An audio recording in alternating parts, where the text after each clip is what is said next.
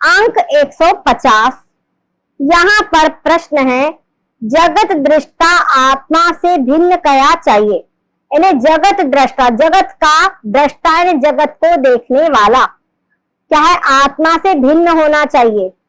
ठीक है, आत्मा से भिन्न है ऐसा कहना चाहिए। शिष्य का प्रश्न है ये दोहा। भगवन मिथ्या जगत को दृष्टा कहिए कौन, अधिष्ठान आधार जो दृष्टा होय तौन। कहते हैं कि भगवान आपने जो बताया कि सारे संसार का अधिष्ठान मैं हूं, ब्रह्म रूप, जो मैं हूं वो हूं, यानी ब्रह्म रूप हूं, तो फिर ये बताइए कि संसार का दृष्टा कौन है। क्योंकि जो अधिष्ठान आधार है वो दृष्टा नहीं हो सकता। जैसे कि रस्सी के उदाहरण जो दिया गया है कि जो रस्सी अधिष्ठान है, आधार है, तो जो रस्सी आधार और अधिष्ठान है वो रस्सी किसी भी प्रकार से दृष्टा नहीं हो सकती। इसीलिए अब ये बताइए कि सारे संसार का दृष्टा कौन है। ये कह रहे हैं कि आत्मा जो है, आपने बताया कि आधार और अधिष्ठान है, तो जब आधार और अधिष्ठान आत्मा है तो जो आधार और अधिष्ठान होगा वो दृष्टा नहीं हो सकता। ये शिष्य का प्रश्न है। जैसे कि रस्सी आधार है और अधिष्ठान है सर्प की, कल्पित सर्प का आधार और अधिष्ठान रस्सी है, तो जो रस्सी आधार और अधिष्ठान है वो दृष्टा नहीं है। ठीक है ना, वो दृष्टा नहीं है। रस्सी तो आधार और अधिष्ठान है, तो जहां सर्प की प्रतीति हो रही है, सर्प का भ्रम हो रहा है, वहां पर आधार और अधिष्ठान रस्सी है, तो वहां पे दृष्टा कौन है, जो हम है। जैसे प्रमाता अंतःकरण, हमको जिसको अधिष्ठान, जिसको मतलब भ्रम हो रहा है वो व्यक्ति दृष्टा है। ठीक है, तो यहाँ पर आप कह रहे हैं कि जो संसार का आपने बताया कि आधार और अधिष्ठान मैं हूं, ब्रह्म रूप।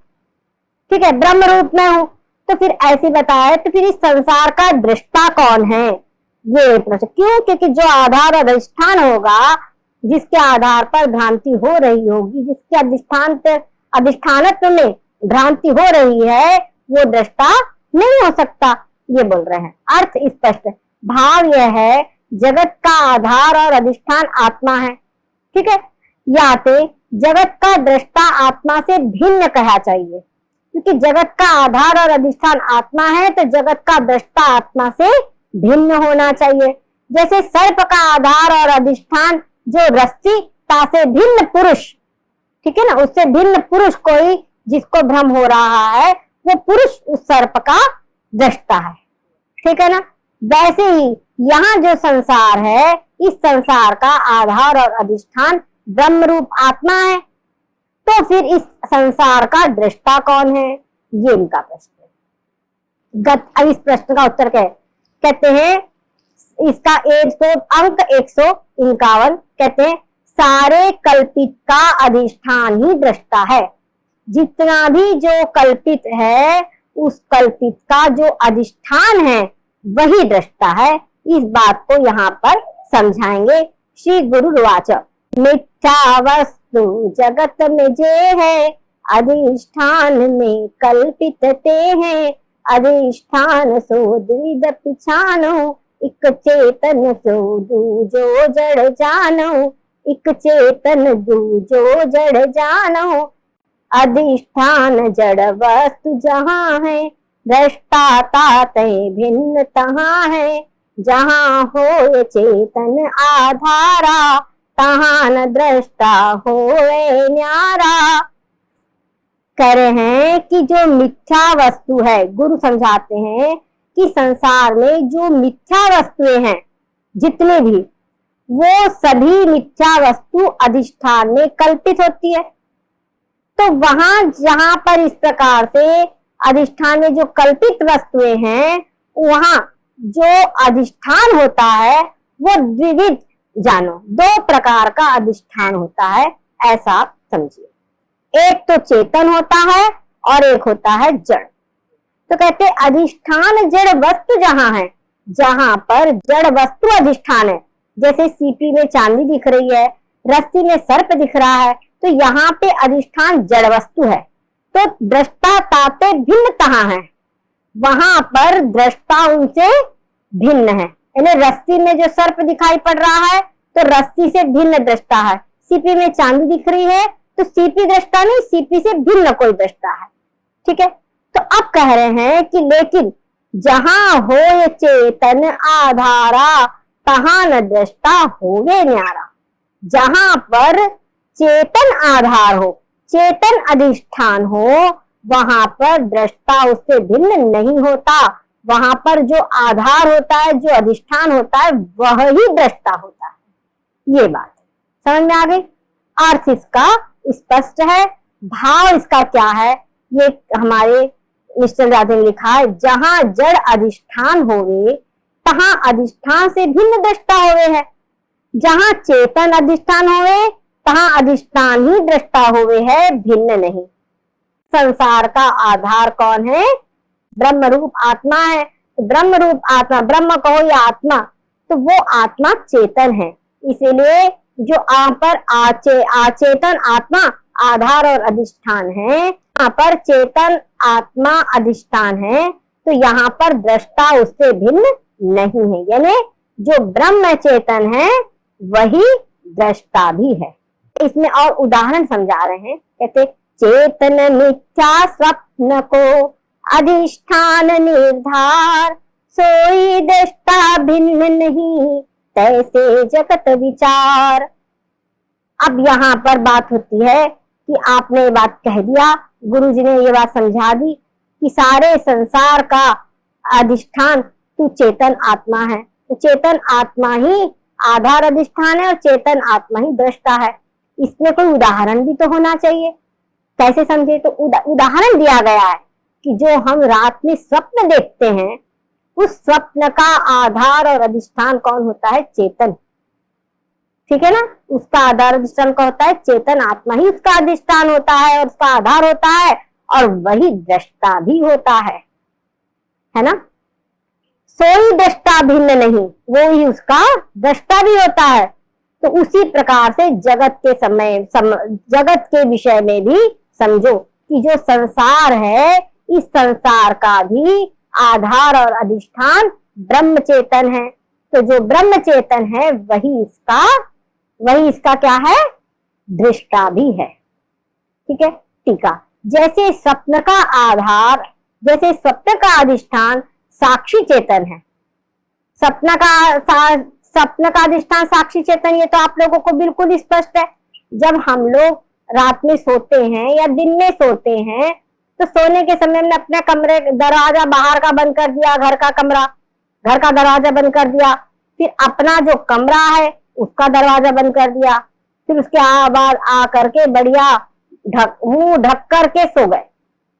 जब हम सो गए तो संसार की हमारी जो कुछ भी चीजें हैं, जागृत अवस्था में जिन चीजों से हमारा कनेक्शन था, जिनसे हमारा संबंध था, वो सभी कनेक्शन, वही सारा संबंध हमारा खत्म।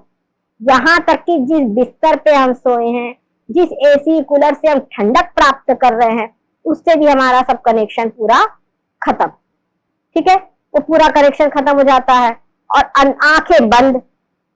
ठीक है ना, सारी इंद्रियां बिस्तर पे पड़ी है, हाथ पैर सब निश्चेष्ट पड़े हुए हैं, आंखें बंद है, और अंदर में एक संसार पूरा तैयार होता है। उस संसार में हम देखते विभिन्न प्रकार के बाजार, विभिन्न प्रकार से अपने आप को देखते हैं, कभी खुश देखते, कभी दुखी देखते, समान देखते हैं। और जो कुछ भी हम देखते हैं वहां पर संसार के अंदर में, सब ये जो स्थूल शरीर है, इस शरीर में जो आंखें होती है, ये आंखें बंद रहती है ना। ये जो इंद्रियां, ये सब निश्चेष्ट पड़ी रहती है। हम ये जो शरीर है पूरा बिस्तर पे लेटा रहता है, और स्वप्न में अपने आप को चलते हुए, दौड़ते हुए, अन्य प्रकार की चेष्टाएं करते हुए देखते हैं, और आंखें खुली पूरी सारा व्यवहार करते हुए देखते हैं। ठीक है ना, तो वो सब संसार पूरा का पूरा तैयार हुआ वहां पर। ठीक है ना, तो वहां पर कौन है, वहां पर हमारे अतिरिक्त वहां कौन है? जो स्थूल शरीर है वो भी पूरा लय हो गया, इंद्रियां भी सब बंद है, सब लय हो गई है, और अंतःकरण भी पूरा लय हो गया, पूरा बंद हो गया बस। और अंदर में सारा जो संसार पूरा तैयार हुआ है, तो वो जो संसार पूरा का पूरा तैयार हुआ है, उसका आधार, उसका अधिष्ठान कौन है? उसका आधार और अधिष्ठान कौन है? आत्मा। उसका अधिष्ठान कौन है? साक्षी। जो साक्षी चेतन है उसका वो हम ही है वहां पर। और जब हम स्वप्न से बाहर आते हैं तो हमने कहा कि हमने ऐसा स्वप्न देखा, स्वप्न में हम वहां जा रहे थे, अपने आप को हमने जाते हुए देखा, हमने ऐसा सुना, ऐसा बोला, ये सब हम बाद में व्यवहार, जो कुछ ये देखा, तो जब हम थे तो हमने देखा, वही सब हमारी अनुभूति है, वही हम बोल रहे हैं, तो हम वहां पर थे। और अगर मान लो स्वप्न में जो हम वहां थे हमको किसी ने अचानक जगा दिया, तो सारा स्वप्न खत्म, सारा स्वप्न खत्म। बढ़िया हम देख रहे हैं अपने आप को, बढ़िया महल बने हुए है, खूब महल के अंदर में बैठे हुए हम अपने आप को देख रहे हैं, बढ़िया गंगा जी में डुबकी लगाते हुए अपने आप को देख रहे हैं, वहां गंगा जी में डुबकी लगा गिले हो गए हैं। लेकिन अचानक अगर उसी समय कोई जगा दे तो अपने आप को सूखा देखेंगे, शरीर पूरा सूखा रहेगा, है ना। और जो महल अटारी सब देख रहे थे सब गायब, कुछ भी नहीं होता। तो वो सब जो था, क्यों? क्योंकि उन सबको देखने वाला, उन सबका अधिष्ठान, वो अधिष्ठान हम ही थे, अधिष्ठान जो है वो हमारा आत्मा हम ही थे। तो हम वहां से, जहां हमको जगाया हम वहां से निकल आए, समझ गए? हम वहां से निकल आए, जहां हम निकल आए तो सारा जो संसार दिखाई पड़ रहा था हमारे अधिष्ठानत्व में, जिसका आधार अधिष्ठान हम थे, वो भी सब ढह गया। ठीक है, एक क्षण में सब गायब, क्षण भर लगता है उसको। उसी प्रकार से आप कभी देखिए जागते अवस्था में ही, जागृत अवस्था में भी कभी कभी जो बैठे हम कहीं रहते हैं और मन भाग जाता है कहीं, मन भाग जाता है नहीं, कोई भागता थोड़ी है, मन अंदर में ही अनेक प्रकार के मनोरथ तैयार कर लेता है, होता है कि नहीं ऐसा? अनेक प्रकार के सब मनोरथ मन तैयार कर लेता है। तो मन जो सब मनोरथ तैयार करता है, उस समय पर भी अगर किसी ने आवाज दे दिया, तो आवाज जहां दिया तो वहां पर हम हटे, वहां से हम हटे और सब खत्म। जितना संसार जो मनोराज्य में, जो मनोकल्पित जो राज्य था, सब समाप्त हो जाता है। तो जो स्वप्न मनोरथ है, स्वप्न का संसार और मनोरथ का जो संसार है, मनोराज्य, ये सबका आधार और अधिष्ठान कौन है? मैं चेतन आत्मा ही हूँ। ठीक है, मैं चेतन आत्मा ही वहां आधार और अधिष्ठान हूँ, और मैं ही वहां पे दृष्टा भी हूँ। हम है ना, उसको देखने वाला कौन है? वो जो सपने में दिखाई पड़ता है या मनोरथ जो दिखाई पड़ता है, मनोराज, उसको देखने वाला कौन होता है? उसको देखने वाले भी हम ही होते हैं, कोई दूसरा देखने वाला नहीं होता। हमने जो सपने देखा वो हमने ही देखा, वो हम ही जानते, कोई दूसरा नहीं देख सकता। समझ गए कि नहीं? तो वहां पे दृष्टा भी हम ही हैं। ये बात खूब अच्छी तरीके से समझ लीजिए, और जो हम बता रहे हैं इसको आप अनुभूति पे चेक करिए कि ऐसा है कि नहीं है। ठीक है ना। हमारे एक साइंस के प्रोफेसर थे, वो कहते थे अगर हम कहते हैं कि रीढ़ की हड्डी, तो छूकर देखो रीढ़ की हड्डी है कि नहीं। वैसे ये वेदांत जो है ये ऐसा ग्रंथ है, नगद धर्म है। ये क्या है? नगद धर्म है। देखो, जैसे हम तीर्थ यात्रा गए, हमने जप किया, तप किया, पूजा पाठ तमाम सब कुछ किया, तो दान धर्म किया, कुआं बावड़ी बनाई, ये बनवाया वो बनवाया, तमाम हमने पुण्य कार्य शुभ कार्य किए। उन सब का जो पुण्य बनता है वो बाद में हमको पुण्य मिलेगा, तत्काल नहीं मिलेगा। तो उसको सबको अदृष्ट कहा जाता है। चाहे पाप करे चाहे पुण्य करे, उसका फल भविष्य मिलेगा, उसको अदृष्ट कहा जाता है। ठीक है। लेकिन जो ये आत्म साक्षात्कार किया जाता है, ये आत्मानुभूति जो की जाती है, इसका फल तुरंत मिलता है। समझ में आया कि नहीं? हम ये सब कुछ समझ रहे हैं, एक तो हमको बौद्धिक स्तर पे इसको समझना है, क्योंकि ये जो आत्म तत्व है बुद्ध्या सुसूक्ष्मया, बुद्धि कैसी होना चाहिए, सुसूक्ष्म, सूक्ष्म से भी सूक्ष्म और अति शुद्ध, बुद्ध्या शुद्ध, शुद्ध्या सुसूक्ष्मया, शुद्ध बुद्धि हो और सुसूक्ष्म यानी अत्यंत सूक्ष्म बुद्धि हो। वो सूक्ष्म बुद्धि के द्वारा ही ये आत्म तत्व ग्राह्य है ना। तो ये आत्म तत्व, इन सब चीजों को पढ़ने की, तो बुद्धि हमारी सूक्ष्म होवे और साथ में शुद्ध होवे। शुद्ध का मतलब एक तो ये है कि हमारे मन में किसी को धोखा देने की, किसी का 2 पैसा रख लेने की बुद्धि ना हो, ठीक है ना, किसी को दुख पहुंचाने की, कष्ट पहुंचाने की बुद्धि ना हो, पाप कर्म करने की बुद्धि ना हो। एक तो ये है। उसके साथ साथ में, शुद्ध बुद्धि के साथ साथ में हम कहीं कोई कुसंग तो नहीं कर रहे हैं, क्या समझे। हम ये पढ़ रहे हैं बढ़िया, देखो आप एक उदाहरण दे समझो, हमारा मन बहुत प्रसन्न है, हमारा मन बहुत प्रसन्न है और अचानक कोई आया और उसने हमसे कोई सूचना दी, कोई दुखद सूचना, जिससे हमारा कोई संपर्क भी नहीं हो, लेकिन अगर उसने हमको दुखद सूचना दी तो हमारा मन दुखी हो जाएगा।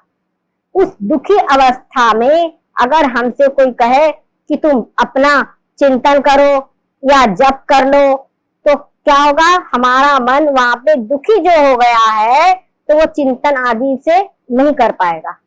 समझ में आ रहा ना। तो ये जो 2 सेकंड के लिए या किसी ने हमको सूचना दे दी, वो सूचना भी एक प्रकार से कुसंग ही है। आई बात। यहाँ तक कि हम टीवी वगैरह में देख लेते हैं कोई समाचार और उससे हमारा मन विक्षिप्त हो जाता है, दुखी हो जाता है, तो वो भी हमारे इस साधना की दृष्टि से क्या है, वो कुसंग ही है।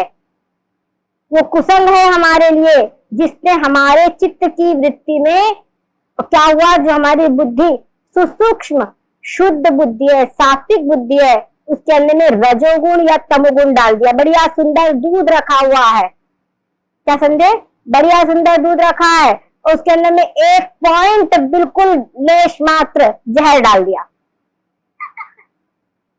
तो दूध पीने लायक रह जाएगा क्या। वो दूध जो है, वो उसके अंदर में जो पोषण देने की शक्ति है वो रह जाएगी क्या, नहीं रह जाएगी।